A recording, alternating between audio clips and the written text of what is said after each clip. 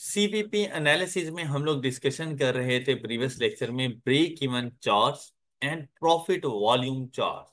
And I hope कि ये तमाम तर कॉन्सेप्ट्स वगैरह आप लोगों को समझ आ गए होंगे। वन टाइम जैसे ही आप लोगों ने इसको गो थ्रू किया होगा, आपको तमाम तर कॉन्सेप्ट्स क्लियर हो गए होंगे। प्रॉफिट वॉल्यूम चार्ट को भी लास्ट टाइम हम लोगों ने देख लिया। किसी भी बिजनेस का जो मैक्सिमम लॉस होता है ना, वो उसकी फिक्स कॉस्ट के इक्वल होता है। ये बात हमेशा याद रखिएगा। जैसे कि आप लोग कहते हो ना कि आपके पास प्रॉफिट प्रॉफिट किस तरह से आपके पास आता है, total contribution minus fix cost. अब ये बात आप लोगों ने पढ़ी थी। और टोटल कंट्रीब्यूशन आपके पास कैसे आएगी, contribution per unit multiplied by number of units minus. अब देखिए, कुछ ना कुछ कंट्रीब्यूशन पर यूनिट आपको मिल जानी है। और वो कंट्रीब्यूशन पर यूनिट कैसे, सेल प्राइस माइनस वेरी। अब अगर आप लोग ये कहें कि आप किसी किस्म का कोई भी यूनिट सेल नहीं कर रहे, तो एक्स की वैल्यू जीरो।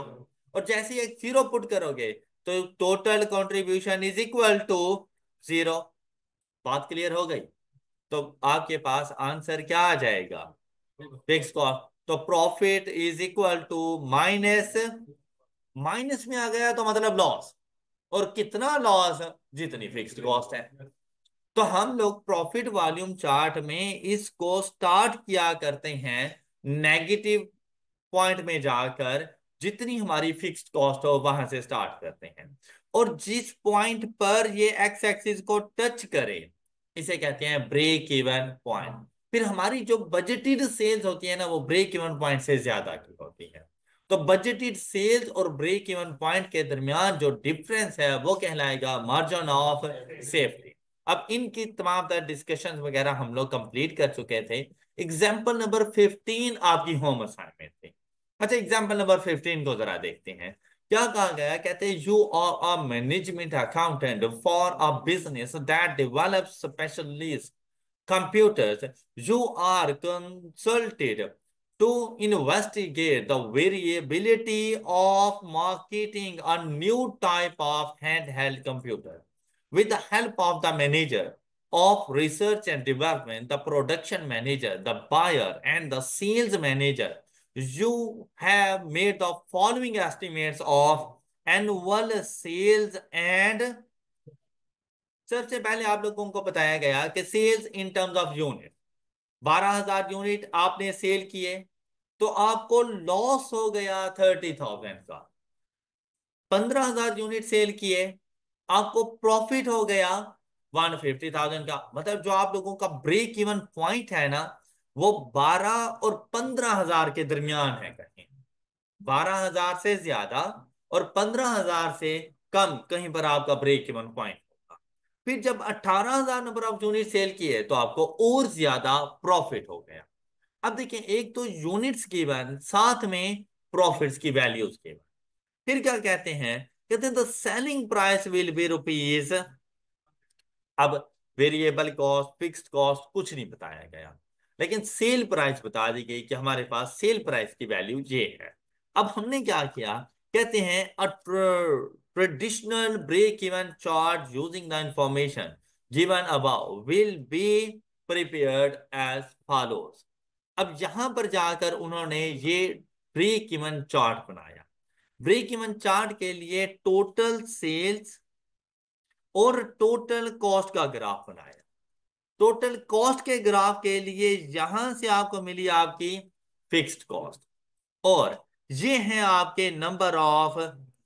अब इन नंबर ऑफ यूनिट्स पर अगर आप लोग बात करें, देखें आपको सेलिंग प्राइस क्या मिलेगी, 150 multiplied by 18,000 is equal to total revenue कितना होगा आप लोगों का।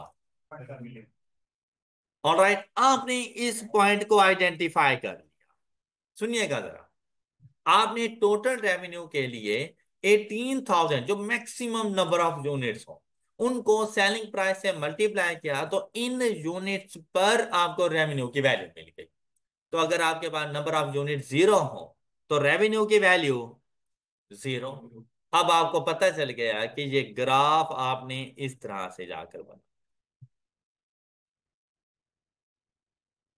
टोटल रेवेन्यू के ग्राफ की समझ आ गई होगी आपको। अब रहता है हमारे पास टोटल कॉस्ट का ग्राफ। अब कॉस्ट की तो कोई इंफॉर्मेशन ही नहीं है। प्रॉफिट्स के बारे में हमें बताया गया है कि प्रॉफिट्स इतने इतने हैं। अब इसके लिए हम लोगों ने कुछ कैलकुलेशंस करनी। वो कैलकुलेशन कैसे होंगी कि हमें पता है कि 18,000 पे हमारी जो सेल्स होंगी वो हैं 2.7। 18 और 12,000 पे जो सेल्स है हमारे पास वो हैं 1.8। मतलब हाई लो मेथड। हम लोगों ने इसको और इसको पिक कर दिया। तो यहां से ना हमें सेल्स की वैल्यूज मिल सकती हैं अगर हम लोग 150 से इसको मल्टीप्लाई करते हैं। बात क्लियर।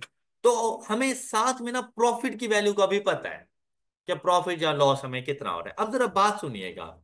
अगर आप ये कह रहे हैं कि आपका रेवेन्यू है 2.7 मिलियन का, आपका रेवेन्यू है 2.7 मिलियन का, और उस पर 330 का प्रॉफिट हो गया, तो क्या आप लोग कॉस्ट का नहीं बता सकते कि 18,000 पे टोटल कॉस्ट कितनी है? कैसे? रेवेन्यू में से अब देखो, प्रॉफिट है तो लाजिम बात है हमारा रेवेन्यू ज्यादा और कॉस्ट कम। तो अपने रेवेन्यू में से ये प्रॉफिट माइनस कर दो, तो क्या आपको कॉस्ट का आइडिया हो नहीं सकता कि 18,000 यूनिट्स पर मेरी टोटल कॉस्ट कितनी आ रही है? बताइएगा जरा। ये मेरे पास वैल्यू आ जाएगी 330। हाँ ठीक है, रेवेन्यू में से इसको माइनस करना है, तो वैल्यू आ जाएगी 2,370। तो ये मेरे पास इसकी टोटल कॉस्ट, ये टोटल रेवेन्यू, और ये प्रॉफिट। तो 12,000 यूनिट्स का रेवेन्यू है 1.8, जिस पर मुझे 30,000 का लॉस हो गया। तो मतलब कॉस्ट ज्यादा है और रेवेन्यू कम है। तो ऐड करूंगा, तो जैसे ही ऐड करूंगा तो मेरे पास कॉस्ट की वैल्यू क्या बन जाएगी? 1830,000। फिर ये बात आप लोगों को समझ आ गई? अच्छा, अब नंबर ऑफ यूनिट्स के दरमियान डिफरेंस 6,000, और जहां पर देखें कॉस्ट के दरमियान डिफरेंस, इन दोनों के दरमियान डिफरेंस देखें। 540,000। 540,000 divided by 6 is equal to 90। तो वेरिएबल कॉस्ट आपके पास क्या आ जाएगी? 90। ये बात समझ आई आप लोगों को? क्या? 540,000 डिवाइडेड बाय 6,000, 90। अब देखें, आपके पास 18,000 यूनिट्स के लिए मल्टीप्लाइड बाय 90, तो टोटल वेरिएबल कॉस्ट 18,000 यूनिट्स की कितनी बन जाती है? 1620,000। टोटल कॉस्ट कितनी है? तो जरा इसमें से उसको माइनस करो, तो आपके पास फिक्स्ड कॉस्ट की वैल्यू आ जाएगी 750,000। बात समझ आ गई?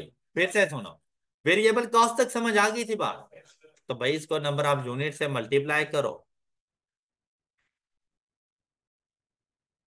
वैल्यू आई 1620।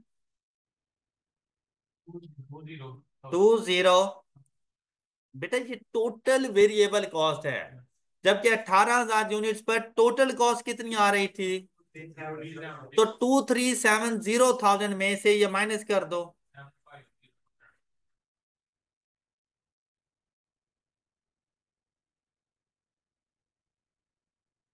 तो वैल्यू आ गई। और 750 क्या है? Fixed cost. बात क्लियर हो गई सब बच्चों को? कोई डाउट? अब जब इसका ग्राफ बनाएंगे तो स्टार्ट होगा 750 से, लेकिन एंड कहां पर होना है? 118,000 यूनिट्स की टोटल कॉस्ट पर। और टोटल कॉस्ट कितनी थी? यहां पर एक पॉइंट आपने आइडेंटिफाई किया, और इन दोनों को जाकर आपस में मिला दोगे, ये टोटल कॉस्ट का ग्राफ बन गया। कोई डाउट? अच्छा, जहां पर ये दोनों पॉइंट्स आपस में इंटरसेक्ट कर रहे हैं, जहां पर total revenue is equal to total cost, और ये पॉइंट कहलाएगा आपका ब्रेक इवन पॉइंट। अब ये ब्रेक इवन पॉइंट आप लोग कैसे फाइंड कर सकते हैं? कॉस्ट ये देखें, fixed cost divided bye contribution per unit, and the contribution per unit is selling price minus variable cost is equal to, ये बेसिकली 60 के साथ आपने इसको डिवाइड किया तो ये वैल्यू आपके पास क्या बन जाएगी, तो 12,500 नंबर ऑफ यूनिट्स आपका ब्रेक इवन पॉइंट। ऑलराइट, किसी को कोई डाउट, ये बात समझ आ गई? अच्छा देखते हैं इन्होंने क्या किया हुआ है। अब मेरे वाला ये मेथड आप सबको समझ आ गया होगा। इन्होंने क्या किया, इन्होंने ना प्रॉफिट्स के दरमियान डिफरेंस देख लिया, इन्होंने रेवेन्यू के दरमियान डिफरेंस देख लिया, और नंबर ऑफ यूनिट्स के दरमियान डिफरेंस देख लिया। इन्होंने जो डाटा गिवन था ना, सिर्फ उस डाटा को यूटिलाइज किया, उसकी मदद से उन्होंने ये जो एडिशनल काम हमने किया है ना, उन्होंने अभी तक वो नहीं किया। अब उन्होंने क्या कहा, an increase in sales from 12,000 to 18,000। क्या हुआ, इसका रिजल्ट क्या मिला, units results in an increase of rupees 900,000 revenue. और जब रेवेन्यू में इंक्रीज आया है तो प्रॉफिट्स में कितने का इंक्रीज आ गया, इन कंट्रीब्यूशन एंड प्रॉफिट्स, तो प्रॉफिट में भी इतने का इंक्रीज आ गया। कहता है जैसे ही नंबर ऑफ यूनिट्स हमने इंक्रीज किए 6,000 से, तो उन 6,000 के यूनिट्स इंक्रीज करने पर हमारे रेवेन्यू में 900,000 का इंक्रीज आया है, जबकि हमारे प्रॉफिट्स में 360,000 का इंक्रीज आया। अब यहां से जाके ना ये बेसिकली फिर 360 उसकी वो कहता है कंट्रीब्यूशन हो गई। Alright, in profit. तो उसने वो गया और कहता है from this we can calculate that contribution is ₹60 per unit. Contribution is ₹60 per unit. कैसे, 360,000 डिवाइडेड बाय 6,000।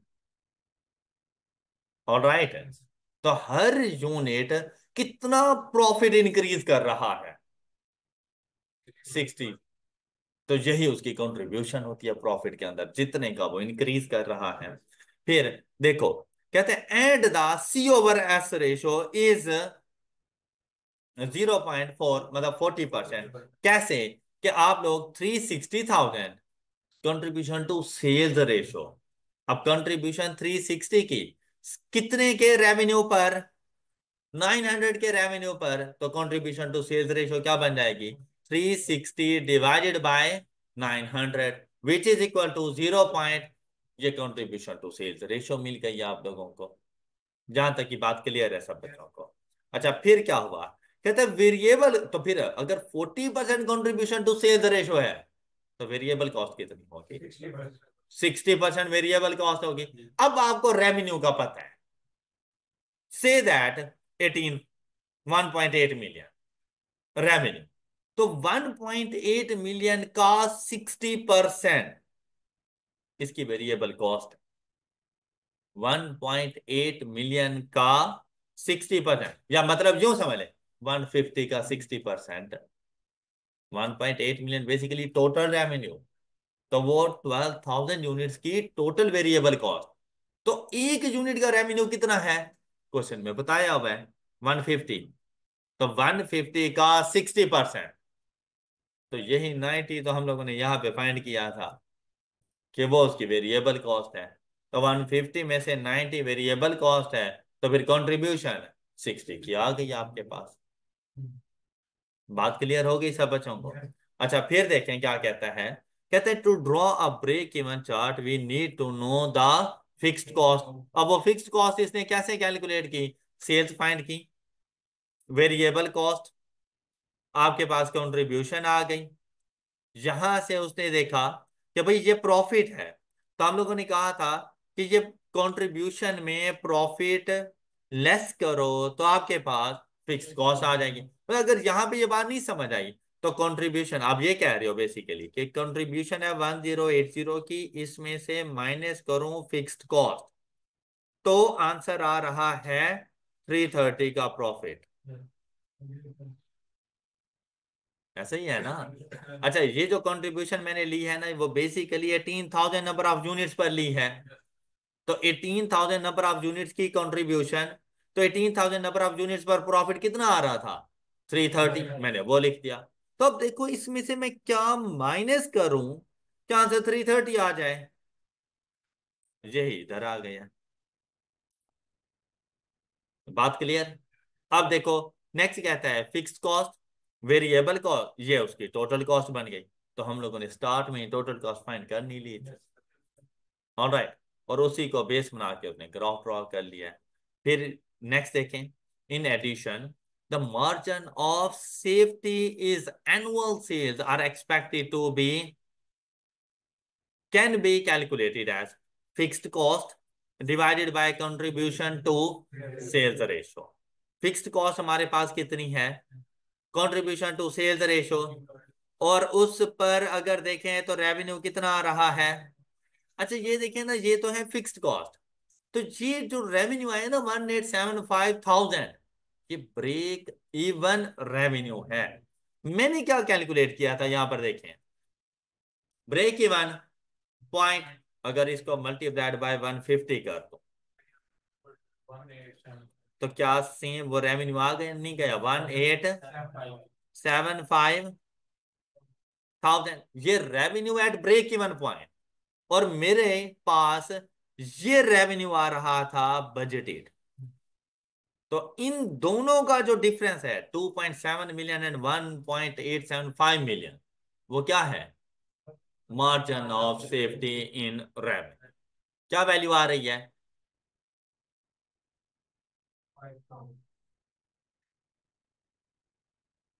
अच्छा, ये यहां से ये देखें, ये इन्होंने break even point in units भी फाइंड कर लिया है। तो हमारे पास कहते हैं अगर यहाँ पे वो कह रहा है कि बजटेड सेल 18,000 नहीं है, कहता है कि अगर हमारी बजटेड सेल्स 15,000 हो, तो फिर मार्जिन ऑफ सेफ्टी कितने का बनेगा? 2,500 यूनिट्स का। ओके, और अगर इसको इन रुपीज बताना हो तो 2,500 मल्टीप्लाइड बाय 150, तो इन रुपीज आ जाएगा। और अगर परसेंटेज में बताना हो तो 2,500 डिवाइडेड बाय 15,000 बजटेड सेल्स, तो आपके पास परसेंटेज आ जाएगी 16.67%। All right, margin of safety. और ये जो 16.67% होता है, ये बेसिकली बजटेड सेल्स का एक परसेंटेज होती है। बजटेड सेल्स की परसेंटेज है ये हमारे पास। Any problem? बात क्लियर हो गई सब बच्चों? अब इस एग्जांपल में किसी को कोई इशू? अच्छा, वैसे अगर आप लोग बताएं, क्या ये हमारे वाला मेथड ज्यादा इजी नहीं था? कि यूनिट्स की वन, प्रॉफिट्स की वन, यूनिट और सेलिंग प्राइस की वन, यूनिट से मल्टीप्लाई किया, टोटल रेवेन्यू आ गया। टोटल रेवेन्यू में हम लोगों ने जाकर अपने प्रॉफिट को एडजस्ट किया, टोटल कॉस्ट का पता चल गया। यूनिट्स और कॉस्ट को यूटिलाइज करते हुए हम लोगों ने जाकर वेरिएबल और फिक्स कॉस्ट फाइंड कर ली। वहां से फिर चाहे ब्रेक इवन पॉइंट पूछे, मार्जिन ऑफ सेफ्टी पूछे, कोई भी इंफॉर्मेशन पूछे, हमारे पास सारा डाटा मौजूद। ग्राफ बनाने का कहेगा, वो भी बन गया हमारा। Any problem? चले, अब हम लोग चलते हैं नेक्स्ट पॉइंट की तरफ, which is multi product CVP analysis. मतलब इससे पहले जो हमारा सीवीपी एनालिसिस था ना, मतलब ब्रेक इवन पॉइंट को फाइंड करना, वो सिंगल प्रोडक्ट के लिए था। हम एक ही प्रोडक्ट बनाते थे और उसको सेल कर देते थे। तो हम लोग कहते थे हमारा रेवेन्यू कितना हो, हमारे नंबर ऑफ यूनिट्स कितने होने चाहिए कि हम लोग अपने आप को लॉस से बचा सकें। और टारगेट प्रॉफिट भी सिंगल प्रोडक्ट के लिए हम लोगों ने देखा था। अब हम लोगों ने मल्टी प्रोडक्ट्स के लिए सीवीपी एनालिसिस, मतलब अगर एक से ज्यादा प्रोडक्ट्स हैं तो हमने ब्रेक इवन पॉइंट को कैसे फाइंड करना है। एक से ज्यादा प्रोडक्ट्स हैं और हमारा कोई टारगेट प्रॉफिट है, तो कितने कितने नंबर ऑफ यूनिट्स जाकर हम लोग सेल कर, कि हमारा वो टारगेट प्रॉफिट अचीव हो सके। किस प्रोडक्ट के ऊपर हमारा कितना रेवेन्यू होना चाहिए। Alright, are you ready? चलिए, एक मर्तबा जरा इस थ्योरी को गो थ्रू करें। आप लोगों ने इसको रीड कर लिया। अब पहला पॉइंट क्या था? Break even analysis. क्या? कंट्रीब्यूशन पर बैच और पर यूनिट। कैसे फाइंड करना है हम लोगों ने, कहते हैं दिस टेक्निक। अच्छा, जिस तरह से सिंगल प्रोडक्ट के लिए हम लोगों ने चीजें देखी थी ना, मल्टी प्रोडक्ट्स के लिए भी चीजें हैं बिल्कुल वैसी ही। बस सिंगल प्रोडक्ट के लिए आप लोग ब्रेक इवन पॉइंट कैसे फाइंड करते थे? Fix cost divided by contribution per unit. और इसी तरह से अगर ब्रेक इवन रेवेन्यू फाइंड करना होता था तो आप क्या फार्मूला यूज करते थे? Fix cost divided by contribution to sales ratio. क्या कुछ चेंज है? फार्मूलाज में कोई चेंज नहीं है। ऑलराइट, तो मतलब चलिए फार्मूले में तो कोई वर्ड। आगे देखो, कहते हैं this technique for contribution margin can be extended to multi-product analysis. This approach is applied in situation where more than one products are produced, generating different contribution to। अब जो प्रोडक्ट ए मुझे कंट्रीब्यूशन दे रही है मेरी सेल्स पर, तब product B भी उतना ही दे रही होगी? नहीं, डिफरेंट आएंगी। तो फिर यहां पर जाके मैं कौन सी कंट्रीब्यूशन टू सेल्स रेशो जाके लिखूं, किस प्रोडक्ट की लिखूं? तो अगर यहां पे आप गौर करो तो उसने पर यूनिट नहीं कहा, पर बैच लिखा है। बैच के मुताबिक हम लोग चलेंगे, मतलब मल्टी प्रोडक्ट्स हैं तो दोनों को साथ साथ लेकर चलेंगे। अब देखेंगे however fixed cost relating to these products is common in order to cater the complexity, one more assumption is added. अब एक और assumption आपने लेनी है, और वो assumption क्या है? Which is there shall be constant sales mix. मतलब जिस तरह हमने अज्यूम कर लिया है ना कि प्रोडक्ट ए के 10 यूनिट सेल होंगे और प्रोड्यूस होंगे, और प्रोडक्ट बी के 5 यूनिट प्रोड्यूस भी होंगे और सेल भी होंगे, तो हमारी ये अजम्पशन कांस्टेंट है और थ्रू आउट द पीरियड ऐसा ही चलेगा। Means that product A as compare to product B हम डबल बनाते हैं। ऑल राइट, अब नेक्स्ट देखो, तो फिर हमें ना इसकी रेशो देखनी पड़ेगी कि ए और बी प्रोडक्ट की रेशोज क्या चल रही है। जैसे यहां देखें, in simple words, the ratio of sales during specific period shall be. अच्छा, इसका ये मतलब नहीं है कि भाई हम लोगों ने रेशियो को सेम रखना है। हम लोगों ने ना जाके एक्चुअल क्वांटिटी में चेंज आ सकता है, लेकिन रेशियो सेम होगी तो कंट्रीब्यूशन पर यूनिट में कोई चेंज नहीं होता। ऐसे ही है ना। अब यहां पर देखें, कहते हैं this assumption is that products are sold in a set ratio which does not change with volume. Ratio को चेंज नहीं होना चाहिए, मतलब 10 और 15 की रेशो, 20 और 30 की रेशो, 30 और 45, रेशो तो सेम ही है। एक्चुअल नंबर ऑफ यूनिट्स में चेंज कर रहा हूं, लेकिन मैं उनकी रेशो को चेंज नहीं कर, रेशो बिल्कुल सेम सेम है।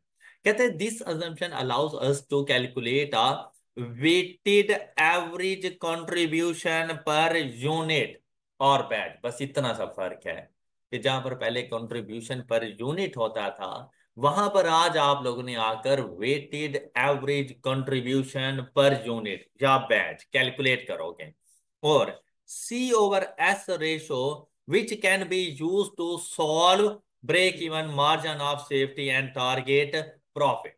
तो ये भी वेटेड एवरेज के तौर पर हमारे पास आ जाएगा। अब इसके लिए हम लोग एग्जाम्पल देखते हैं। एग्जाम्पल नंबर 16, यहां से पूरा कॉन्सेप्ट, थ्योरेटिकल कॉन्सेप्ट समझ आ जाएगा जो अभी तक शायद नहीं आया। तो अब प्रैक्टिकल एक एग्जाम्पल करके आपको बात समझ आएगी। जैसे यहां पे देखें, कहते हैं the following budget information refers to two products of a company X and Y. Sale price X की है 100, वाई की 120। वेरिएबल कॉस्ट एक्स 75 में, वाई 111 में। तो जो हमें एक्स से कंट्रीब्यूशन मिल रही है वो 25 की मिल रही है पर यूनिट, और वाई की पर यूनिट जो कंट्रीब्यूशन मिल रही है वो 9। फिर हमें बताएगा सेल्स वॉल्यूम, मतलब इन नंबर ऑफ यूनिट। 15,000 यूनिट हम लोग सेल करते हैं एक्स के, और 5,000 यूनिट हम लोग सेल करते हैं वाई। अगर आप लोग चाहो तो सेम इसी वॉल्यूम को भी यूज कर सकते हो, लेकिन अगर आप इसको रेशियो में कन्वर्ट करना चाहो तो वो भी कर सकते हो। आंसर के सॉल्यूशन में कोई फर्क नहीं आने वाला। अब रेशियो में कन्वर्ट किया तो दोनों वॉल्यूम डिवाइडेड बाय 5,000 हैं। ऑलराइट, तो ये रेशियो आ गई 3 रेशियो, क्या मतलब कि जब प्रोडक्ट एक्स के 3 यूनिट सेल करते हैं तो प्रोडक्ट वाई का 1 यूनिट सेल हो जाता है। मेरी बात क्लियर हो चुकी होगी सब बच्चों को, किसी को कोई डाउट? अच्छा, अब कंट्रीब्यूशन टू सेल्स रेशो देखें तो अब देखें 25 डिवाइडेड बाय 100 करो, सिर्फ एक्स की कंट्रीब्यूशन टू सेल्स रेशो। तो 25/100 करूं तो 0.25, और यहां से 9/120 करूं तो वैल्यू क्या आ रही है मेरे पास? 0.075। ये कंट्रीब्यूशन टू सेल्स रेशो। यहां तक कोई मसला? अच्छा, ये तो वैसा नहीं है जैसे आप लोग पहले कर रहे थे। अच्छा, फिक्स्ड कॉस्ट है 315,000। ये फिक्स्ड कॉस्ट सिर्फ प्रोडक्ट एक्स की नहीं है, ये फिक्स्ड कॉस्ट सिर्फ प्रोडक्ट वाई की भी नहीं, ये दोनों की है फिक्स्ड कॉस्ट। अब जब मैंने ब्रेक इवन पॉइंट फाइंड करना होगा ना, तो 315,000 डिवाइडेड बाय 25 नहीं कर सकता, मैं 315,000 डिवाइडेड बाय 9 भी नहीं कर सकता। मेरी बात समझ आ गई सब बच्चों को? अब ये जो फिक्स्ड कॉस्ट है ना, ये कॉम्बिनेशन के फॉर्म में है, तो मुझे कंट्रीब्यूशन भी कुछ वैसी ही चाहिए होगी। अब क्या कहते हैं, in calculating the number of units at which the company will be break even using the average contribution per batch. मैं कंट्रीब्यूशन नहीं यूज करूंगा, मैं एवरेज कंट्रीब्यूशन यूज करूंगा। फिर क्या कहता है, and the average contribution per unit and the revenue. और इसके लिए अब कैलकुलेशन क्या बनेगी हमारे पास? एवरेज कंट्रीब्यूशन पर बैच कैसे आएगी हमारे पास? कहता है X and Y are sold in the ratio 3:1।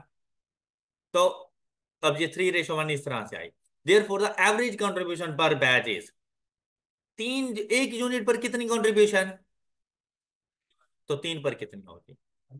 75 plus 1 unit पर 9 है, 1 यूनिट की 9 कंट्रीब्यूशन यहां से मिलेगी। मतलब अगर मैं एक बैच सेल करता हूं, एक बैच में टोटल नंबर ऑफ यूनिट्स हैं 4, उनमें से 3 यूनिट्स हैं प्रोडक्ट एक्स के, 1 यूनिट है प्रोडक्ट वाई। तो ये एक बैच सेल करने पर मुझे टोटल कंट्रीब्यूशन कितनी हो जानी है? 25 × 3 + 9 इज इक्वल टू 84। 84 की इन टोटल मुझे कंट्रीब्यूशन हो जानी है एक बैच सेल कर। और एक बैच में एक्स के कितने नंबर ऑफ यूनिट्स? 3, और वाई के 1। अब ये बात कुछ समझ आई आप लोगों को? तो इसने जाकर ये एवरेज कंट्रीब्यूशन फाइंड कर ली। और ये कैसे हुई? Contribution per unit multiplied by ratio.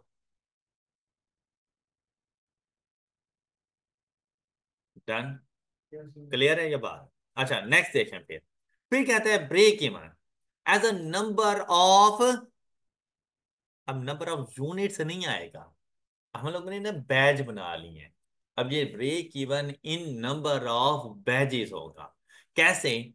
Fixed cost divided by contribution per batch, और एक बैच की कंट्रीब्यूशन कितनी है? तो 315,000 डिवाइडेड बाय 84, 37। बेटा ये 3750 बैजेस हैं, ये नंबर ऑफ यूनिट्स नहीं है। और हर बैच में एक्स के कितने नंबर ऑफ यूनिट्स हैं? 3। तो टोटल एक्स के कितने नंबर ऑफ यूनिट्स हो जाएंगे? 3750 मल्टीप्लाइड बाय 3, ये 11250 यूनिट्स। ऑलराइट, और वाई के 3750। अब ये बात समझ आ गई? अब रेवेन्यू में कन्वर्ट करना हो तो रेवेन्यू पर यूनिट कितना है? एक्स का 100, वाई का, ये टोटल कितना आ जाएगा? 1125000। वाई का रेवेन्यू कितना आ जाएगा? 450,000। टोटल रेवेन्यू कितना आ जाएगा?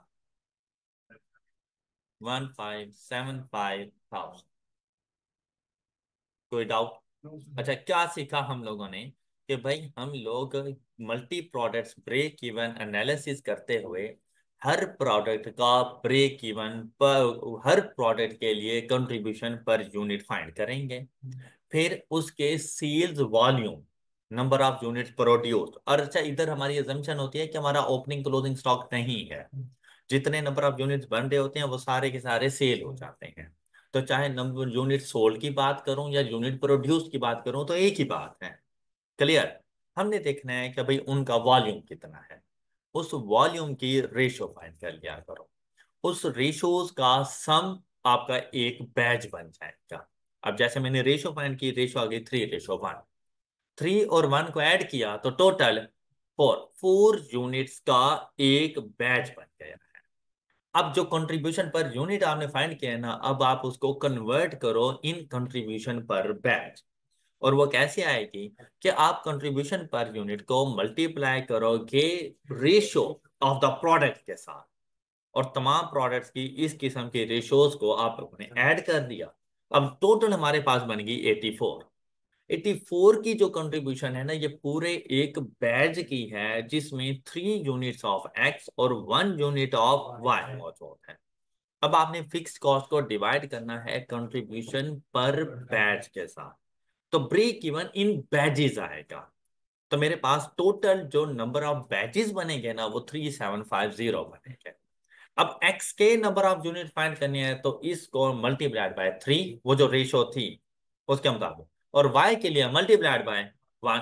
अब जब नंबर ऑफ यूनिट्स में ब्रेक इवन पॉइंट आ गया है तो सेल प्राइस के साथ मल्टीप्लाई करो, तो ब्रेक इवन इन रेवेन्यू हर प्रोडक्ट का भी आ गया और टोटल रेवेन्यू का भी हमें पता चल गया। बात क्लियर हो गई। अब यहां तक किसी का कोई क्वेश्चन? नेक्स्ट देखें, break even analysis contribution to sales ratio. मतलब कि हम लोगों ने ना अब यहां से देखिए यूनिट्स कैलकुलेट किए और रेवेन्यू पे पहुंचे। अब क्या है, रेवेन्यू कैलकुलेट करेंगे और उससे यूनिट्स फाइंड कर लेंगे। तो रेवेन्यू कैलकुलेट करने के लिए fixed cost divided by contribution to sales ratio होती है। अब कंट्रीब्यूशन टू सेल्स रेशो के लिए देखें तो भाई यहां तक की सारी बात वही पुरानी ही है, टेबल तो वही है जो पहले था हमारे पास। अब क्या हुआ यहां पर, फॉर ब्रेक इवन रेवेन्यू, इससे पहले यूनिट्स थे, for break even revenue using average contribution to sales ratio. अभी भी contribution to sale ratio per unit नहीं आ सकती, क्यों? क्योंकि एक्स के लिए डिफरेंट है और वाई के लिए डिफरेंट हमारे पास आ रही है।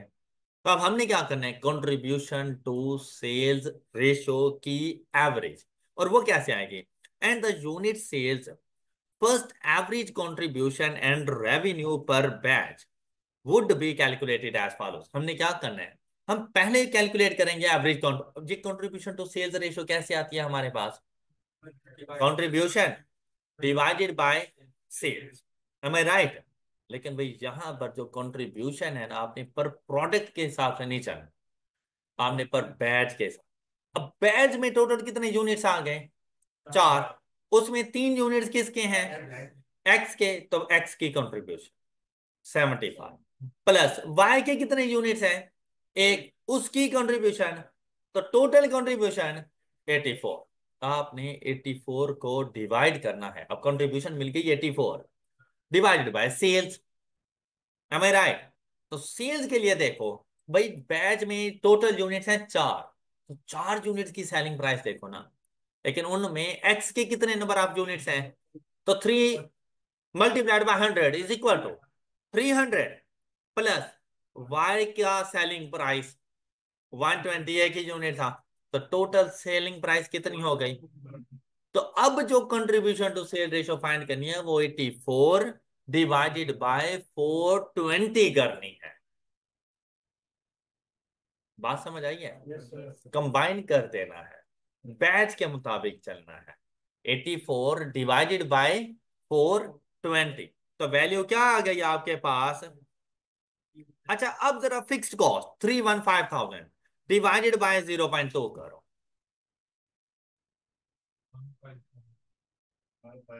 क्या यही वैल्यू आ नहीं गई? हम्म, डन हो गई बात। अच्छा अब इन्होंने बिल्कुल ऐसे ही किया, ये आ गया आपके पास 1575,000। अब बात ये आती है कि भाई इसको आगे एक्स और वाई में रेवेन्यू को कैसे डिस्ट्रीब्यूट करना है। अब ऐसा अब क्या दोनों का रेवेन्यू एक जैसा था, नहीं, तो आप लोग वो 3:1 में नहीं डिस्ट्रीब्यूट कर सकते। रेवेन्यू है तो रेवेन्यू की रेशो पे डिस्ट्रीब्यूट करो ना। क्या ख्याल है? देखो यूनिट्स हैं तो यूनिट्स की रेशो पे डिस्ट्रीब्यूट होंगे। रेवेन्यू है तो 3:1 पे डिस्ट्रीब्यूट नहीं हो सकते। हाँ 3:1 पे होंगे लेकिन उनके रेवेन्यू पर। तो 3 यूनिट्स का रेवेन्यू कितना, और अब 1 यूनिट ऑफ वाई का रेवेन्यू कितना। भाई ये रेशो है इसकी। तो टोटल रेवेन्यू। तो अब आप क्या करोगे? अगर एक्स के लिए रेवेन्यू कैलकुलेट करना है ना, तो 1575,000 मल्टीप्लाइड बाय एक्स का revenue divided by total revenue. हाँ जी। एंड द वैल्यू इज ये रही। इसी तरह अगर y के लिए कैलकुलेट करना है तो फिर y का revenue which is divided by 420, और वैल्यू आएगी 450,000। बात क्लियर? अब अगर इस रेवेन्यू को यूनिट्स में कन्वर्ट करना है तो सेलिंग प्राइस के साथ डिवाइड कर दो। जैसे ही सेलिंग प्राइस के साथ डिवाइड किया तो ये देखो, ये जो एक्स के यूनिट्स कितने आ जाएंगे, 11250, और वाई के यूनिट्स कितने आ जाएंगे, और टोटल कितने यूनिट्स आ जाएंगे। क्या ये 3:1 में आ नहीं गए? बात क्लियर? दोनों मेथड समझ आ गए सब बच्चों को? किसी को कोई डाउट है? चल, अब यहां पर भी मार्जिन ऑफ सेफ्टी का कॉन्सेप्ट। मार्जिन ऑफ सेफ्टी क्या होता था? Budgeted sale minus break even sale. अब ये ब्रेक इवन सेल्स थी टोटल में भी, और हर प्रोडक्ट के अलग अलग यूनिट्स में भी। अब यहां पर देखें, कहते हैं the margin of safety is calculated in same way as for single product by comparing the budgeted activity level to the. तो मार्जिन ऑफ सेफ्टी है भी यही कि जब हम कंपेयर करते हैं बजटेड एक्टिविटी लेवल को ब्रेक इवन पॉइंट के साथ, the break even point can be compare to the budgeted activity level using batches, units, और कहते हैं तीनों तरह से आप मार्जिन ऑफ सेफ्टी कैलकुलेट कर सकते हैं। कैसे? कहते हैं आप बैजेस को भी कंपेयर कर सकते हैं, आप यूनिट्स को भी कंपेयर कर सकते हैं, और आप रेवेन्यू को भी कंपेयर। इससे पहले जब सिंगल प्रोडक्ट में थे तो हम लोग मार्जिन ऑफ सेफ्टी के लिए यूनिट्स और रेवेन्यू को कंपेयर करते थे, लेकिन जब मल्टी प्रोडक्ट में आए तो हमारे पास बैजेस बनना भी शुरू हो गए। तो अब कहते हैं हम बैजेस में भी जाकर इसका कंपैरिजन कर सकते हैं। जैसे कि उसने ये एक छोटी सी एग्जांपल आप लोगों को दी, एग्जांपल नंबर 16 को ही कंटिन्यू किया हुआ है उसने, मतलब डाटा वही है। अब सिर्फ क्या एडिशनल इंफॉर्मेशन दे देगा, कौन सी? बजटेड यूनिट्स, बैचेस या रेवेन्यू। अब ये एडिशनल इंफॉर्मेशन दे देगा। अब क्या कहा उसने? कहते मार्जिन ऑफ सेफ्टी के लिए batches, units and revenue, budgeted activity. अब सबसे पहले उसने हमें बता दिया कि भाई मैंने जो budgeted number of batches assume किए थे ना वो 5,000। बात क्लियर? जबकि मेरे ब्रेक इवन पॉइंट के मुताबिक मेरे नंबर ऑफ बैजेस कितने बन रहे थे? 37। मैं 5,000 को 3750 से कंपेयर करूंगा तो मेरा पास मार्जिन ऑफ सेफ्टी इन दोनों का डिफरेंस 1250 आ जाए। All right. अच्छा, अगर इसको मैंने इन टर्म्स ऑफ परसेंटेज बताना हो तो मैं क्या करूंगा? Margin of safety divided by budgeted sale multiplied by 100। जरा कैलकुलेट करो। 25% margin of safety in percentage. अच्छा भाई, margin of safety in batches, units and revenue different amounts हो सकते हैं, लेकिन जब आप परसेंटेजेस में जाते हो तो परसेंटेज चाहे बैजेस की हैं, यूनिट्स की हैं या रेवेन्यूज की हैं, सेम रहेगी। क्लियर हो गई? मतलब आपके रेगुलर टेस्ट किसी भी टोटल मार्क्स के साथ आ सकते हैं, लेकिन जब परसेंटेज में जाएंगे तो टोटल 100 अज्यूम हो जाता है, तब आपकी एवरेज इक्वल आ जाए।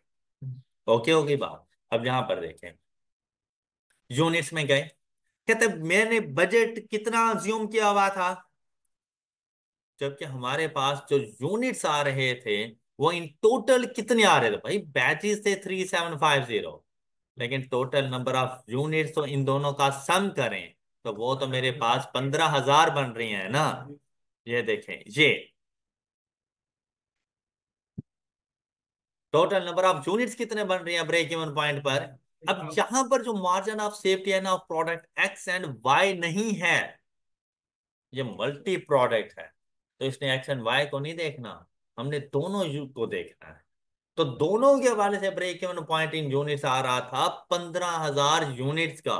तो मार्जिन ऑफ सेफ्टी 5,000 का, तो परसेंटेज ली तो अभी भी वही 25% है। Got it. रेवेन्यू, उसने ये रेवेन्यू अज्यूम किया हुआ था टू 100,000, ये रेवेन्यू अज्यूम किया हुआ था उसने, लेकिन एक्चुअल रेवेन्यू हुआ कितना, 1,575,000। ऑल राइट, तो मेरे पास इन रुपीस मार्जिन ऑफ सेफ्टी आया 525,000, अभी भी परसेंटेज 25%। क्लियर हो गई बात, कोई डाउट। अच्छा, फिर उसने कहा कि ये जो रेवेन्यू हमने बजटेड अज्यूम किया है ना, वो हम लोगों ने टोटल देखो नंबर ऑफ यूनिट्स कितने थे, 20,000। एक्टिविटी लेवल इन बैचेस कितना था, तो बेटा यहां से पता चल नहीं गया था कि एक बैच में कितने नंबर ऑफ यूनिट्स हैं, 5,000। एक बैच में कितने नंबर ऑफ यूनिट्स हैं, सॉरी, चार एक बैच में, तो 5,000 मल्टीप्लाइड बाय 4, 20,000 यूनिट्स हो नहीं गए। तो इन बैजेस में हमारे पास 5,000 जो हम लोगों ने बैजेस गए थे, उसमें से हर बैच में 3 यूनिट तो प्रोडक्ट एक्स के थे, हाँ, और 1 यूनिट प्रोडक्ट वाई का। तो इस 20,000 में से एक्स के कितने यूनिट्स आएंगे, 15, और वाई के कितने आएंगे, तो रेवेन्यू उनके मुताबिक कैलकुलेट करेंगे ना, 15,000 मल्टीप्लाइड बाय 100, ओके, और 5,000 मल्टीप्लाइड बाय, तो टोटल बजटेड रेवेन्यू हमारा कितना हो गया। बात क्लियर हो गई सब बच्चों को। बता, अगर वो सिर्फ हमें ये बता देना तो आगे वाली बातें हम लोग खुद से कैलकुलेट कर सकते हैं, कि उसने नंबर ऑफ यूनिट्स में मार्जिन ऑफ सेफ्टी बताना है तो क्या आएगा, रेवेन्यू में बताना है तो वो 2.1 मिलियन हम खुद से कैलकुलेट कर सकते हैं इस मेथड के मुताबिक। जी, एनी क्वेश्चन, बात क्लियर है सब बच्चों को।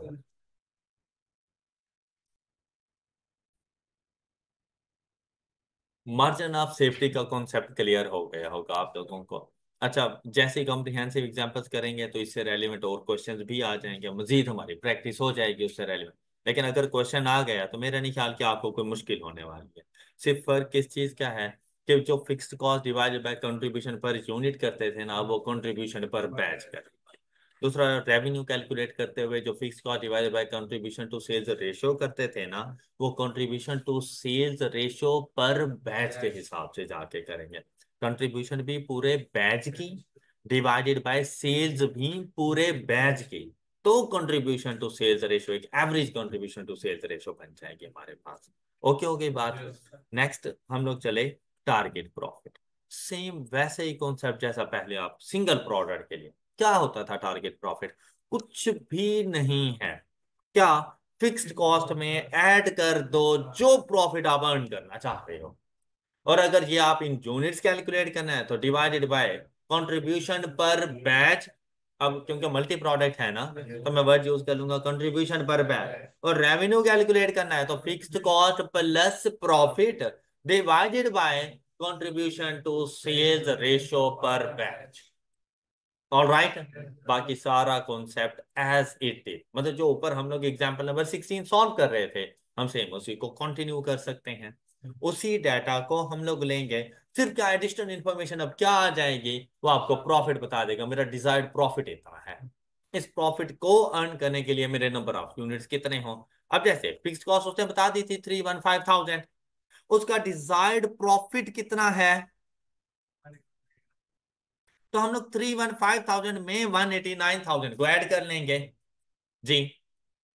तो टोटल कंट्रीब्यूशन रिक्वायर्ड इज, अब आंसर क्या बनेगा हमारे पास, 504। ऑल राइट, अब देखें कंट्रीब्यूशन पर बैच वही 84 आएगी। कंट्रीब्यूशन टू सेल्स रेशियो वही जो हम लोगों ने कैलकुलेट की थी 0.2 आएगी। अब अगर मैंने आंसर बताना है इन यूनिट्स, तो मैं इस 504,000 को डिवाइड कर दूंगा 84 के साथ। करें जरा। 6,000, मुझे 6,000 बैजेस बनाने चाहिए। किसी को डाउट? मुझे 6,000, अब क्योंकि divided by contribution per batch था, तो आंसर भी तो बैजेस में आएगा ना। मुझे 6,000 बैजेस बनाने चाहिए to earn a profit of ₹189,000। लेकिन उस बैजेस में यूनिट्स की क्या क्वांटिटी होनी चाहिए, और हर प्रोडक्ट के क्या यूनिट्स होने चाहिए, तो वो 3:1 के मुताबिक। तो 6,000 मल्टीप्लाइड बाय 3, 18,000। 6,000 multiplied by 1, 6,000। तो बुक में इसको जरा ठीक कर लेना। Sales of X and sales of Y, 18,000 and 6,000। Alright, कोई डाउट? अगर इसी डिजायर्ड कंट्रीब्यूशन को आप डिवाइड करते हो एवरेज कंट्रीब्यूशन पर यूनिट। अच्छा, यहां पर देखो एक और एडिशनल पॉइंट। 84 की कंट्रीब्यूशन है कितने यूनिट्स के लिए? एक बैच के लिए थी ना। एक बैच में यूनिट्स कितने हैं? 4। तो पर यूनिट कंट्रीब्यूशन कितनी बन गई? 21। तो अगर 21 के साथ डिवाइड करो, तो टोटल नंबर ऑफ यूनिट्स कितने आ गए? 24,000। ऑलराइट। तो इन 24,000 यूनिट्स में एक्स और वाई किस रेशो के साथ हैं? 3:1। तो फिर 24,000 multiplied by 3/4, 18,000। And 24,000 multiplied by 1/4, 1/4, 6,000। आप इस तरह से भी कर सकते हो इसको। कंट्रीब्यूशन पर यूनिट, पहले पूरे बैच की कंट्रीब्यूशन कैलकुलेट करो, विच इज 84। अब उस बैच में कितने नंबर ऑफ यूनिट्स हैं? तो एक यूनिट की एवरेज कंट्रीब्यूशन क्या बन गई? 21। तो अब जो डिजायर्ड आपके पास कंट्रीब्यूशन है उसको डिवाइडेड बाय 21 कर दो। तो अब कंट्रीब्यूशन पर यूनिट है ना, आंसर इन यूनिट्स आ जाएगा कि टोटल 24,000 यूनिट बनाओ। ऑलराइट। फिर हमसे पूछा गया एक्स के कितने, वाई के कितने। तो एक्स और वाई किस किस रेशो में मौजूद हैं? तो 3:1 में 24,000 को डिवाइड कर दो। ऑलराइट, कोई डाउट किसी को? नेक्स्ट वन इज, अब देखो दोनों सिचुएशन में आंसर सेम सेम है। फिर हम लोग रेवेन्यू में गए। अब टोटल ये कंट्रीब्यूशन, यहां से कंट्रीब्यूशन टू सेल रेशियो मिली 0.2। जैसे इसके साथ डिवाइड किया तो रेवेन्यू कितना बन गया? कहते हैं कि ये रेवेन्यू अर्न करना है। अगर इतना रेवेन्यू अर्न कर लेते हो ना, तो तुम्हें 189 का प्रॉफिट हो जाए। अब बात आई है कि भाई ये रेवेन्यू इन टोटल अर्न करना है, तो एक्स में से कितना रेवेन्यू अर्न करूं और वाई में से कितना रेवेन्यू अर्न करूं? ऐसे ही है ना। अब रेवेन्यू को हमने डिस्ट्रीब्यूट करना है। अब वो 3:1 की रेशो में नहीं, 3:1 की रेवेन्यू की रेशो में। सिर्फ 3:1 में नहीं, 3:1 के रेवेन्यू की रेशो में। 3 यूनिट्स का रेवेन्यू 300, 1 यूनिट का रेवेन्यू 120, टोटल 420। तो इस रेवेन्यू को मल्टीप्लाई करना है 300 डिवाइडेड बाय 420, तो रेवेन्यू आ जाएगा एक्स का। क्लियर? क्या ऐसा आ नहीं रहा? मल्टीप्लाइड बाय 300 बाय, अभी कुछ देर पहले ही तो हम लोगों ने इस बात को डिस्कस किया था कि रेवेन्यू है तो रेवेन्यू के रेशोज के मुताबिक जाएंगे, और यूनिट्स हो तो यूनिट्स के रेशो के मुताबिक जाएंगे। और अगर इसको मल्टीप्लाइड बाय 120 बाय 420 कर दो, तो वाई से कितना रेवेन्यू। और यही काम आप इधर से भी कैलकुलेट कर सकते थे। कितने यूनिट एक्स के, वाई के, इनके रेवेन्यू के मुताबिक इनको सेलिंग प्राइस के मुताबिक मल्टीप्लाई करो, तो क्या सेम रेवेन्यूज आ नहीं गए? तो ये आंसर आ नहीं जाता आपके पास। तो मतलब मल्टीपल वेज हैं आपके पास जाने के लिए, आप किसी भी तरह से कैलकुलेशन कर सकते। Any problem? अच्छा, अब आप लोगों का ये जो चैप्टर है ये कंप्लीट हो चुका और हमारी प्रैक्टिस स्टार्ट हो जाती है। प्रैक्टिस में मैंने आप लोगों को कितने क्वेश्चन दिए थे? उसमें क्वेश्चन नंबर 1। हाँ जी, क्या क्वेश्चन नंबर 1 में आपको कोई इशू आया? हाँ जी, बता बोलें। क्या क्वेश्चन नंबर 1 में कोई इशू आया? आना चाहिए था यार, एक बड़ा अच्छा सा क्वेश्चन था ये हमारे पास। बस अब आप लोग ये देखो, तमाम तर जब कॉन्सेप्ट पढ़ रहे थे तो छोटे छोटे क्वेश्चन थे, सिर्फ उससे रेलिवेंट वो क्वेश्चन हमसे कर रहा था। अब जब कॉम्प्रिहेंसिव एग्जाम्पल में वो आया ना तो उसे आइडिया है कि आप पूरा चैप्टर पढ़ के आ गए हो। अब आपको ब्रेक इवन पॉइंट का भी पता है, आपको मार्जिन ऑफ सेफ्टी का भी पता है, contribution to sales ratio, variable cost to sales ratio, each and everything you know. इस वजह से अब जब क्वेश्चन उठाएगा तो क्वेश्चन भी तो वैसा होना चाहिए। अब आपको करंट सिचुएशन भी देगा, उसमें चेंजेस भी करवाएगा, तो यहाँ पर भी बिल्कुल वैसा ही था। तो आप लोगों ने बड़े ध्यान से एक क्वेश्चन की सबसे पहले रिक्वायरमेंट पढ़नी है। अब यहाँ पर देखें, आपको वो अलग से रिक्वायरमेंट वगैरह के बारे में बताएगा, क्योंकि ये आई कैप के पास्ट पेपर्स हैं तो उसमें तो रिक्वायरमेंट्स गिवन होती है ना। जब इससे पहले क्वेश्चन कर रहे थे ना तो क्वेश्चन और सोल्यूशन आपस में मर्ज हो रहे थे, लेकिन यहाँ पर ऐसा नहीं होने वाला। अब सबसे पहले रिक्वायरमेंट, क्वेश्चन नंबर 1 की रिक्वायरमेंट क्या है हमारे पास? Compute the production for the first year if the budgeted sales has been determined with the objective of maintaining margin of on sales, margin of safety on sales अगर maintain करें तो बताएं कि हमारी बजटेड प्रोडक्शन क्या होनी चाहिए। अब उसके लिए क्या इंफॉर्मेशन गिवन है? इंफॉर्मेशन देखें, SLL। अच्छा भाई, नाम के ऊपर ज्यादा फोकस नहीं करना, ये बस इसी तरह से पढ़ लीजिएगा, अगर नहीं पढ़ा जा रहा भाई छोड़ो, आगे चलो बस। क्या कहता है? Produces and sells shoes the following information pertains to its latest financial year. Sales, कितने की सेल्स हुई? 62,500 पेयर्स शूज हैं, तो लाजमी बात है इन पेयर्स, सिंगल शू नहीं जा सकता, इन pairs.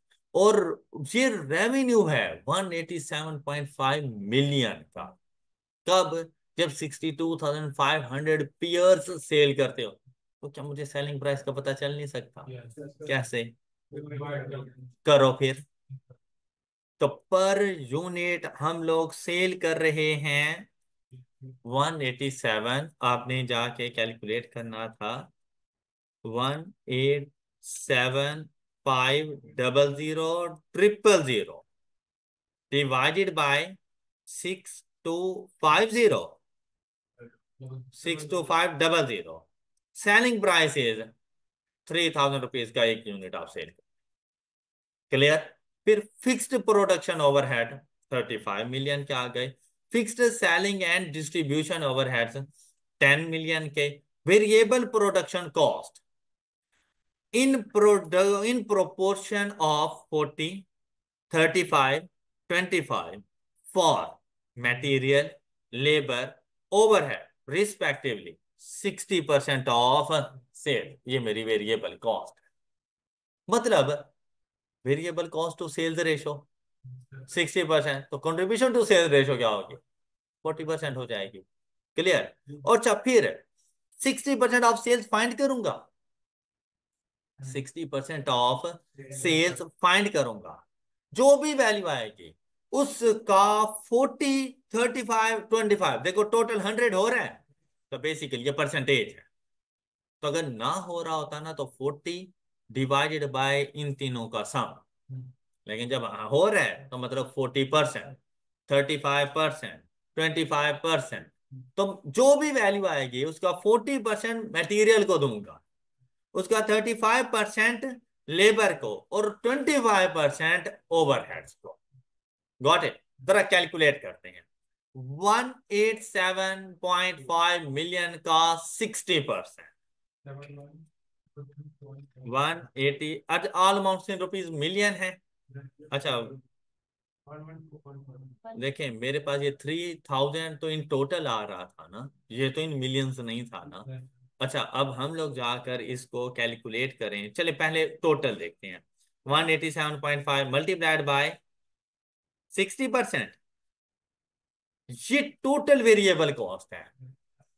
112.5 million total variable cost. इस टोटल वेरिएबल कॉस्ट में 112.5 में मटेरियल, लेबर और ओवरहेड शामिल है। इस वेरिएबल कॉस्ट का 40% मेरे पास मटेरियल है। या अगर सपोज ये 100 ना बन रहा होता तो मैं आपसे कह रहा था आप कुछ इस तरह से कीजिएगा, 112.5 multiplied by 40 divided by in ratios का सम ले लिया जाता है। अब इसका सम कितना है? अब अगर ये 90 होता 90 कर दो, 70 होता 70 कर दो, 120 होता 120 कर देते। बात क्लियर हो गई? तो रेशियोज में जरूरी नहीं कि इक्वल टू 100 हो, ये कम ज्यादा वैल्यूज हो सकती हैं, लेकिन अगर इक्वल टू 100 हो जाता है तो मतलब वो इतनी परसेंटेज है। क्लियर हो गई बात? अब इसमें मटेरियल कितना है? 45 का, 45 का मटेरियल। लेबर कितनी है? 35, 39.375 ये लेबर है। और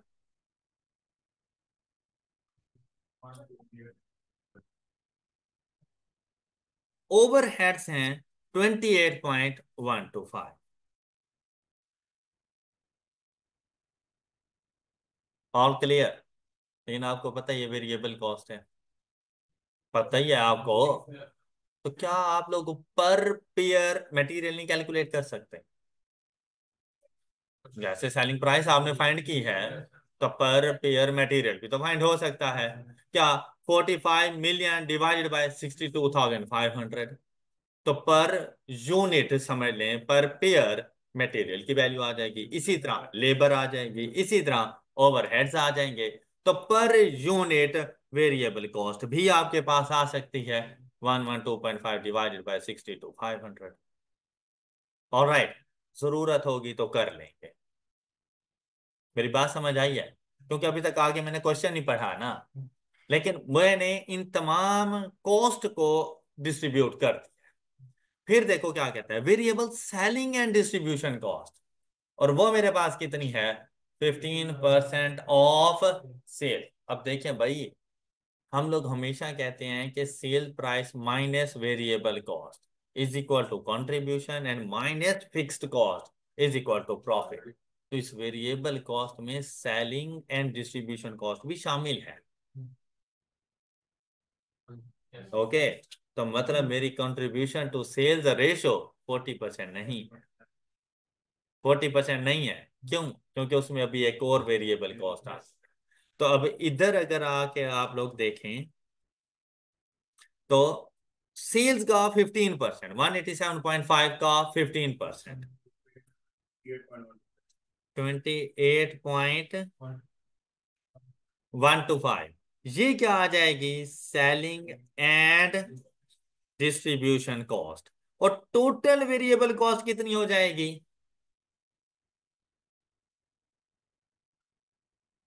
140। और अगर इसको डिवाइडेड बाय 187.5 करो, ये अब कंट्रीब्यूशन, ये वेरिएबल कॉस्ट आ गई ना, ये वेरिएबल कॉस्ट की परसेंटेज आ जाएगी। इसको डिवाइडेड बाय 187.5 करो, 75, 75%। ओके, तो remaining 25% contribution to sale ratio. अब अगर यहां पर देखो तो ये भी सेल्स की परसेंटेज, ये भी सेल्स की परसेंटेज, तो टोटल सेल्स की परसेंटेज कितनी हो गई? तो मतलब 100 में से 75 वेरिएबल कॉस्ट है, तो रिमेनिंग 25 कॉन्ट्रीब्यूशन है। हो गई बात क्लियर? नेक्स्ट वन इज, कहता है to increase profitability SLL has decided to introduce new design shoes and discontinue the existing design. In this regard, it has carried out a study whose recommendation are as follows. First, कहते हैं replace the existing fully depreciated plant with a new plant at an estimated cost of rupees. The new plant would reduce material wages from 10 to, वो जो material की पहले हमारे पास wastage हो रही थी ना, पहले 10% हो रही थी, वेस्टेज अभी भी होनी है, लेकिन अब वो 5%। मैं इसकी आपको एग्जांपल दूं, एक पेयर ऑफ शू बनाने के लिए ना जो मटेरियल यूज होता है वो 100% हो, एक पेयर ऑफ शू बनाने के लिए जो मटेरियल यूज होना है वो 100% हो। अगर आप किसी किस्म की कोई वेस्टेज ना करो तो आप 100% ही मटेरियल परचेज करो, मतलब परसेंटेज को किलोग्राम्स में कर दो, क्या 100 किलोग्राम्स का मटेरियल चाहिए आपको, बात क्लियर। लेकिन आपको पता है कि प्रोडक्शन में कुछ ना कुछ वेस्टेज भी होती है, तो क्या आप बाजार से उस पेयर ऑफ शू को बनाने के लिए 100 किलोग्राम ही मटेरियल परचेज करोगे? फिर तो मटेरियल कम हो जाएगा। अब आपको पता है कि 10% की वेस्टेज है, तो आप भाई 110 मटेरियल परचेज करोगे, 10% की वेस्टेज हो जाएगी और 100% बाकी बच जाएगा। All right. अच्छा, अब क्या है, अब 110 नहीं परचेज करना, अब थोड़ा परचेज करना है। मतलब अगर आप, मैं इसको दूसरी सेंस में अब ले रहा हूं, मतलब जितना मटेरियल आप परचेज करते हो उसका 90% यूज करते हो, 10% वेस्ट हो जाता है। 10% की वेस्टेज है, 90% यूज करते हो और 10%, अब उसने क्या कहा है कि अगर 100 रुपए का मटेरियल परचेज करोगे ना तो 95% यूज करोगे और 5% वेस्टेज हो जाएगी अगर न्यू प्लांट एंड मशीनरी पे जाते हो तो। क्लियर हो गई बात। नेक्स्ट वन, कहते हैं डिक्रीज डायरेक्ट वेजेस बाय 5%, से डायरेक्ट वेजेस भी डिक्रीज हो जाएंगी हमारी। फिर क्या कहता है, increase variable overheads by 6% and fixed overhead by rupees, including depreciation on the variable overheads, वो 6% से इंक्रीज हो जाएंगे हमारे। और फिक्स्ड कॉस्ट, क्योंकि अब न्यू प्लांट है, कॉस्ट ज्यादा होगी, डेप्रिसिएशन ज्यादा होगी, तो 15 मिलियन से फिक्स्ड कॉस्ट इंक्रीज हो जाएगी। बात समझ आ गई सब बच्चों को। अब क्या कहता है, improve efficiency of the staff bye paying 1% on marketing to marketing staff and annual bonus amounting to rupees to other staff। 1% commission marketing staff को देना है और 1.5 मिलियन एनुअल बोनस देना है। अब जो 1% है ना वो वेरिएबल पोर्शन है और जो 1.5 है वो फिक्स्ड में आएगा। क्लियर, मतलब वेरिएबल कॉस्ट वैसे भी इंक्रीज हो रही थी, सॉरी इंक्रीज नहीं, रिड्यूस हो रही थी डायरेक्ट वेजेस, और यहाँ से वेरिएबल कॉस्ट 6% से इंक्रीज हो रही थी, लेकिन साथ में 1% ऑफ कमीशन भी उसमें शामिल करोगे। क्लियर। फिर क्या कहता है, कहता है introduction of new design would require an increase in variable selling and distribution cost by, अब इसमें भी 2% का आप इंक्रीज लेकर आओगे। Next, sell the newly design shoe at higher prices, तो पहले 3,000 थे, अब उसकी सेलिंग प्राइस कितनी है, 3,300। क्लियर। अब जब तक ओरिजिनल डाटा की वो तमाम इंफॉर्मेशन ना हो तो क्या आप उसमें इंक्रीज डिक्रीज फाइंड कर सकते थे? यही वजह थी कि हम लोगों ने सबसे पहले इनको फाइंड किया है कि इनकी अपनी अपनी वैल्यूज क्या है। फिर हम ये तो हम लोग फाइंड कर रहे हैं ना 62,500 यूनिट पर, फिर हम इनको पर यूनिट के हिसाब से लेकर जाएंगे, उसमें इंक्रीज या डिक्रीज कैलकुलेट करें। बात क्लियर होगी सब बच्चों को। फिर नेक्स्ट देखो क्या कहते हैं, कहते हैं maintain finished goods inventory equal to, जितनी एक महीने की सेल्स है ना उतनी हम लोगों ने इन्वेंट्री भी मेंटेन कर। अब वो कहता है कि budgeted production for the first year आपके पास क्या होगी। अब जो हम लोगों ने उस फर्स्ट ईयर में सेल करनी है वो, प्लस वो जो हम लोगों ने इन्वेंट्री रखनी है 1 मंथ की, वो बजटेड सेल्स के तौर पर। अब यहां पर देखिएगा इसके सोल्यूशन को। आई होप कि आप सब बच्चों को ये वाली बात समझ आ गई है। उसके बाद आ गए वेरिएबल कॉस्ट में। वेरिएबल कॉस्ट में है मटेरियल, वेजेस, प्रोडक्शन, सेलिंग, और जो कमीशन अभी हम लोगों ने पढ़ा, हमने इनको वन बाय वन लिख लिया। मटेरियल कॉस्ट हम लोगों ने ये कैलकुलेट कर लिए। मटेरियल कॉस्ट हमें कहा गया था 60% ऑफ सेल्स। मैंने क्या किया कि मैंने वैसे रेवेन्यू का 60% यहाँ कैलकुलेट कर दिया। तो बेसिकली ये जितनी भी वैल्यूज हैं ये 62,500 यूनिट्स की हैं। तो अगर मैं रेवेन्यू ही 1 यूनिट का उठा लूं, सेल्स ही 1 यूनिट की उठा लूं, तो अब उनका अगर मैं 60% लूं तो पर यूनिट नहीं आ जाएगी वेरिएबल कॉस्ट। तो 3,000 का 60%, 1,800, ये टोटल वेरिएबल कॉस्ट है। अब इस 1,800 का 40%, 540, ये मटेरियल कॉस्ट पर 1,800 का 18, 36, 72, 720, 720, ये मेरे पास आएगा मटेरियल कॉस्ट पर यूनिट। अच्छा, अगर आप लोग 45 मिलियन डिवाइड बाय 62,500 करना,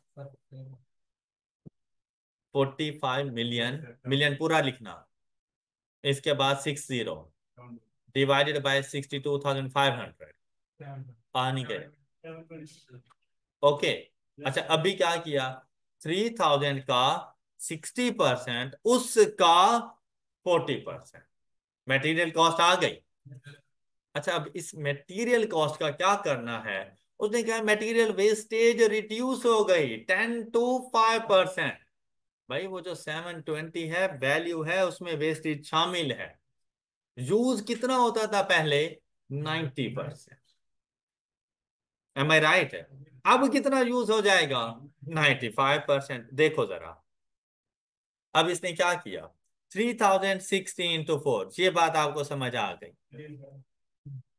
हाँ, डिवाइडेड बाय 110।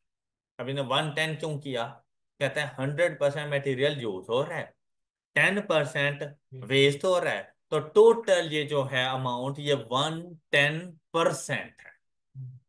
टोटल अमाउंट कितनी है, 110%।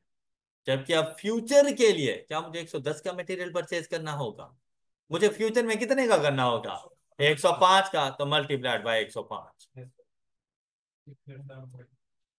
687 अब ये जो आया है ना 1.11, आप इसको 110 and 105% कर सकते हो, वो परसेंटेज में है ना।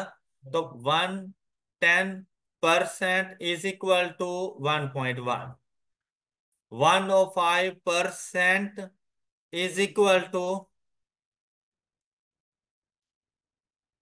बात क्लियर हो गई? अच्छा, अब यहाँ पे है ना डिवाइडेड बाय 110, तो बेसिकली इस पूरी ब्रैकेट को डिवाइडेड बाय 110 करना है, लेकिन डिनोमिनेटर में मल्टीप्लाइड बाय 1.5 नहीं कर देना, वो अलग से है।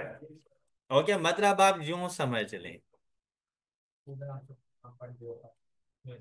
ये जो भी आंसर आए इसको मल्टीप्लाइड बाय 1.05, तो ये है मटेरियल। बात क्लियर हो गई सब बच्चों? अच्छा, फिर अब देखो चीजें यार वही हैं, लेकिन क्या है कि थोड़ी बहुत जो अमेंडमेंट्स हो रही हैं, कोई इंक्रीज डिक्रीज है, तो उसकी वजह से रिवाइज्ड वैल्यूज कैलकुलेट करनी है। ब्रेक इवन पॉइंट्स वगैरह फाइंड करने में मसला नहीं है, वेरिएबल कॉस्ट को फाइंड करने में मसला। अब अगली वैल्यू क्या थी, मेट लेबर की, 300 का 3,000 का 60%, उसका 35%, ये लेबर की वैल्यू यहां तक आ गई। लेकिन उसने क्या कहा, 5% से रिड्यूस हो गई, तो भाई जिसको पहले 100 रुपए देते थे आप कितने दूंगा, तो इसका 95%। अब ये वैल्यू आ गई लेबर की। ठीक, फिर वेरिएबल ओवरहेड, 3,000 के 60% का 25%, ऐसे ही था ना। तो ये, और उसने कहा था इसमें 6% का इंक्रीज आएगा, तो मल्टीप्लाइड बाय 106%, ये वैल्यू आ गई। फिर selling and admin expenses, sale price का 15% और इसमें 2% का इंक्रीज है, तो 1 और 2%। क्लियर, ये बन गया। फिर बात है कमीशन की, 1%। भाई 3000 के 1% नहीं देना, न्यू प्रोडक्ट पे देना है कमीशन। तो न्यू प्रोडक्ट की सेलिंग प्राइस क्या है, 3300 का 1%, ये जाकर आप लोगों ने कमीशन पे कर दिया। मेरी बातें समझ आई हैं? अब ऐसा देखो भाई, ये वाली मटेरियल कॉस्ट के लिए सेलिंग प्राइस ले रहे थे 3000, ठीक है। अब ऐसा ना हो कि ये कमीशन पे करने के लिए आप 3000 का 1%, तो आपके सेल्समैन कहेंगे भाई हम प्रोडक्ट 3300 रुपए की सेल कर रहे हैं, आप हमें 3000 का 1% क्यों दे रहे हो।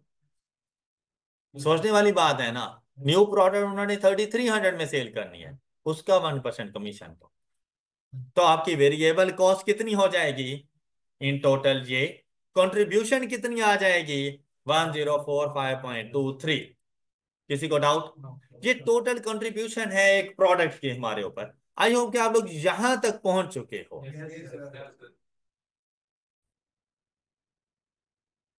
कंट्रीब्यूशन पर यूनिट आ गई। अब देखने हमने अपनी फिक्स्ड कॉस्ट को।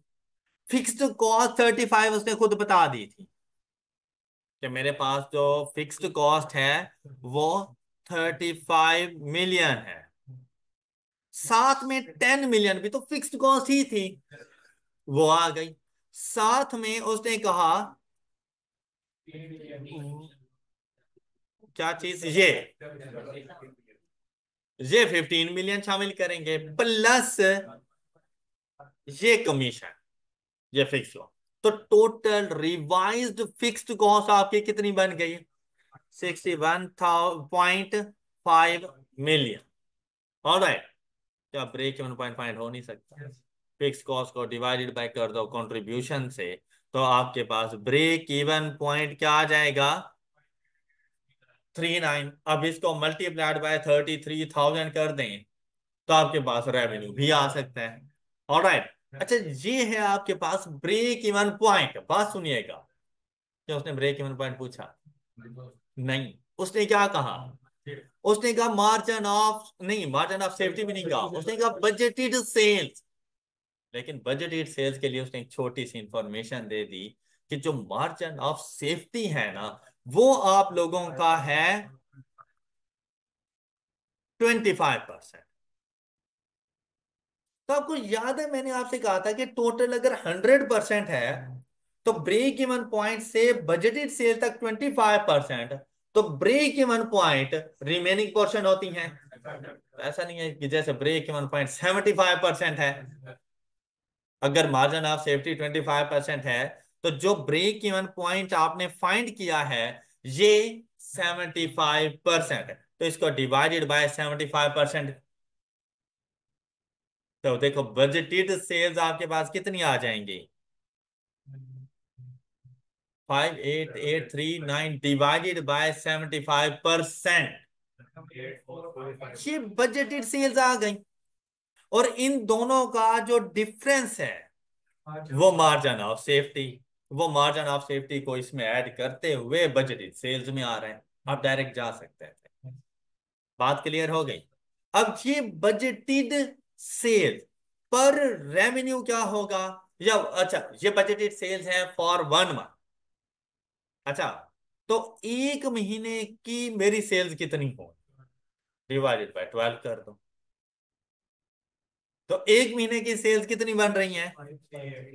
तो मैं बजटेड, भाई ये तो है बजटेड सेल्स, मेरी प्रोडक्शन इतनी नहीं है, और जब प्रोडक्शन 13 महीनों की है, तो इसमें 1 मंथ की इन्वेंट्री ऐड कर दूंगा, तो टोटल कितने बजटेड प्रोडक्शन करूंगा, 84,990 यूनिट्स। बात क्लियर होगी सब बच्चों को? अच्छा, आप लोगों ने फर्दर 2 और 3 मोर क्वेश्चन सॉल्व कर लेने हैं, बिल्कुल अनसीन, बिल्कुल न्यू क्वेश्चन, बिल्कुल न्यू कॉन्सेप्ट। टॉपिक तो सारे हमारे कंप्लीट हो चुके हैं। सिर्फ ये सोचते हुए कि अब आपने उन तमाम कॉन्सेप्ट्स को अप्लाई करना है, तो हम लोग कैसे उसको अप्लाई करें। ऑल राइट, मजीद हमारी प्रैक्टिस इसी तरह से आगे चलती रहेगी। डन। अपना बहुत सा ख्याल रखिएगा, अगले लेक्चर में मिलते हैं। अल्लाह हाफिज।